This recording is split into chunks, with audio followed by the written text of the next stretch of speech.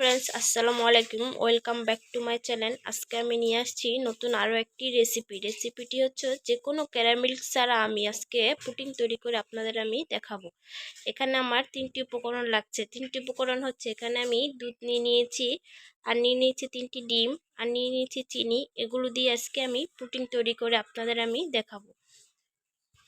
Friends, ডিমটি আমি ভেঙে নিয়েছিলাম। এখন আমি ভালো করে 3টি ডিম মিশিয়ে নিব। ভালো করে ডোটা তৈরি করতে হবে। এর ভিতরে আমি দিয়ে দিচ্ছি চিনি। চিনিটা দিলে খুব ভালো হয়, মিষ্টি হয়।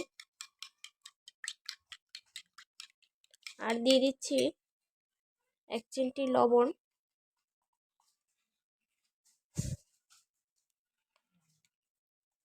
খাবারের লবণটা দিলে স্বাদ একটু বেড়ে যায়।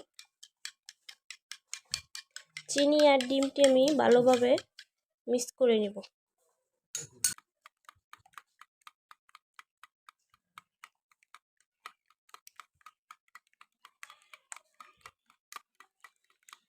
দেখুন ফ্রেন্ডস, এভাবে করে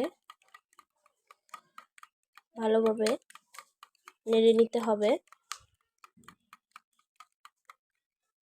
দেখুন ফ্রেন্ডস, চিনিটা গলে যাবে। তারপর একটা বাটি নিয়ে নিয়েছি।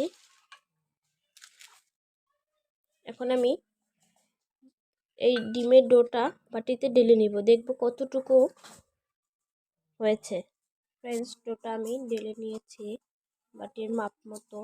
এই বাটি অনুযায়ী আমি দুধ ঢেলে দিব। 1 বাটি ডো হয়েছে ডিমের, এই বাটির মাপ দিয়ে আমি 1 বাটি দুধ ঢেলে দেব।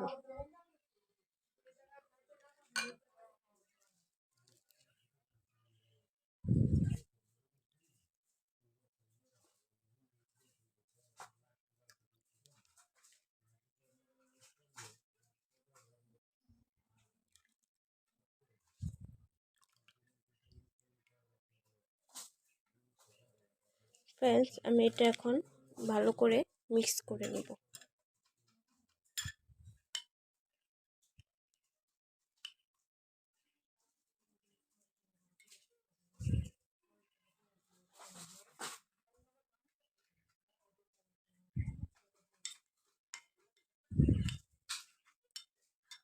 ফ্রেন্ডস, ডোটা আমার তৈরি করা হয়ে গেছে। এখন আমি একটি মোল্ডে রেগুলার রান্নার তেল মাখিয়ে নিয়েছি। এখন আমি ডোটা বাটিতে আমি ঢেলে দিব।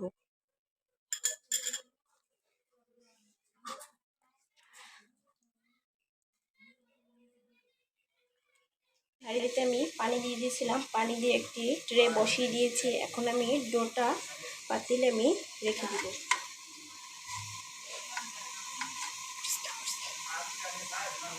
এখন আমি ঢাকনা দিয়ে ঢেকে দেব। ফিরে আসছি 30 থেকে 35 মিনিট পর।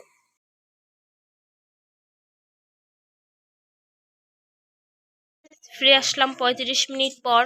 এখন আমি এটা ছুরি দিয়ে চারপাশ থেকে ছাড়িয়ে নেব। ছাড়িয়ে নিয়ে একটা বাটিতে আমি ঢেলে দিব। ঢেলে দিয়ে আপনাদের আমি দেখাচ্ছি কেমন হয়েছে।